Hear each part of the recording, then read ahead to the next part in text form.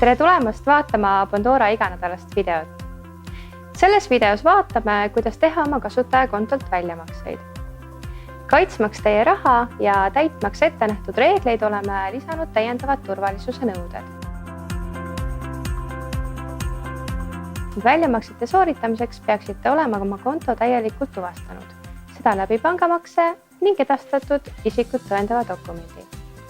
Kui te olete eelnevalt teinud oma isiklikult pangakontot sissemakseid Bondora kontole, siis on teie pangakonto juba tuvastatud. Kuid kui olete kasutanud mõnd teist meetodit ülekande tegemisel, siis peaksite lisaks tegema pangast vabalt valitud summas ülekande, et saaksite läbida turvakontrolli.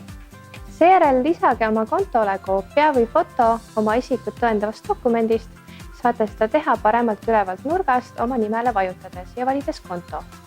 Salvestage üles laaditud fail ja meie teeme juba ülejäänud. Kui mõlemad sammud on läbitud, saate igal ajal teha vabade vahendite ulatuses väljamakseid oma kontolt. Selleks tuleks siis valida juhtpaneelil väljamakse. Makse tegemisel saadetakse teile sõnum PIN-koodiga, millega saate kinnitada väljamakse korralduse. Turvalisuse tagamiseks saadetakse PIN-koodi üksnes registreeritud mobiiltelefoni numbrile, niisiis palume veenduda, et teil on registreeritud meiega õige number. See oleks siis selleks korraks kõik. Lisainfo saamiseks vaadake kindlasti vastavat sektsiooni ka meie investeerimisjuhises. Aitäh vaatamast ja head investeerimist!